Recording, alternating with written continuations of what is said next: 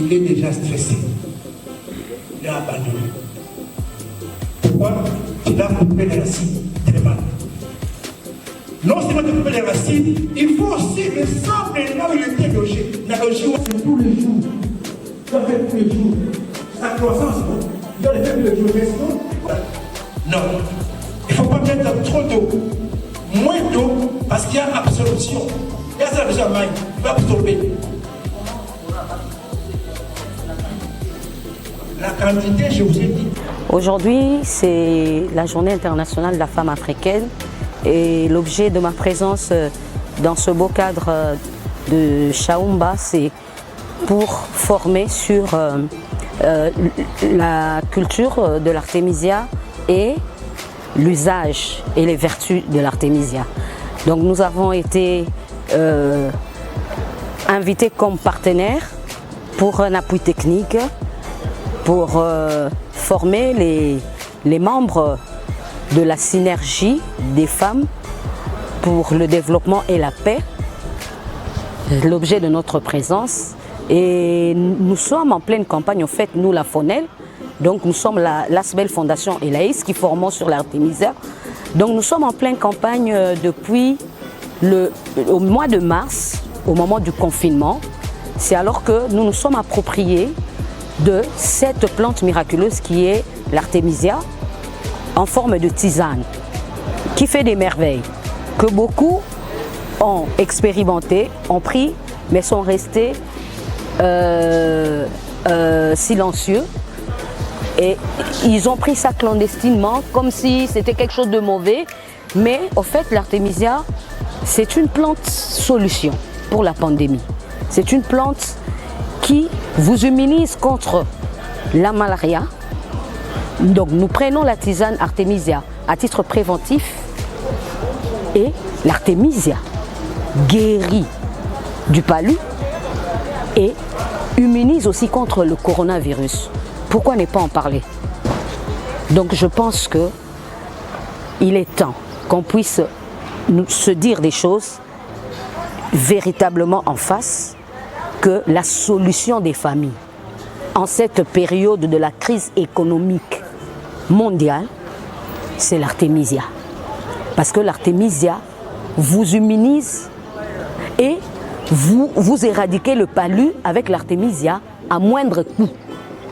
Nous vulgarisons l'artémisia pour que toutes les familles du monde, de l'Afrique et de la RDC en particulier, puissent planter dans les parcelles des petits jardins d'artémisia. Et pour ceux qui sont ambitionnés de faire des grandes plantations, pourquoi pas?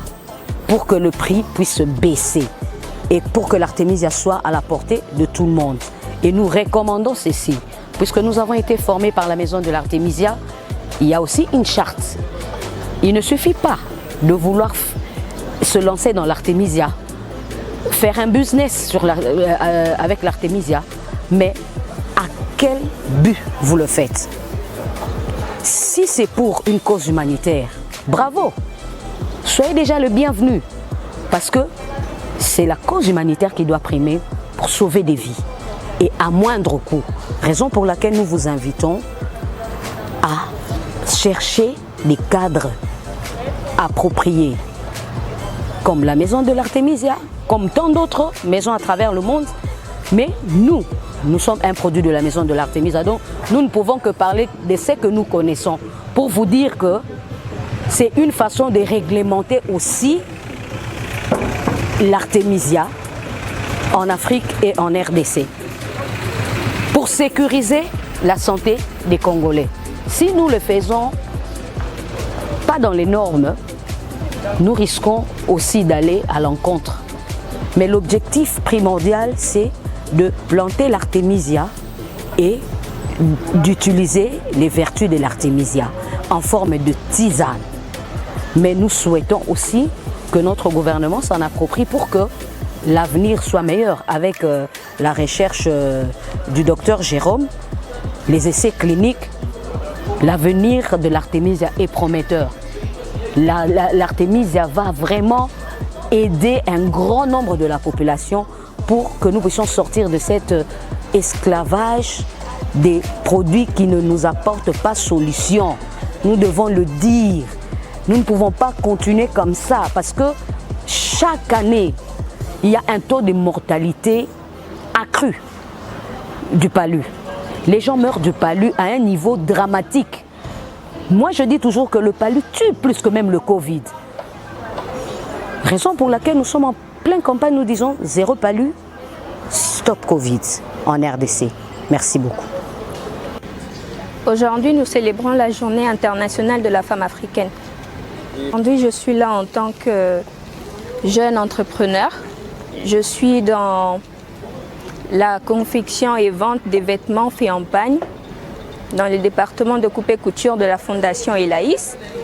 Et je suis là pour participer à l'exposition et vendre mes articles. L'événement que nous célébrons aujourd'hui, c'est l'entrepreneuriat féminin et santé.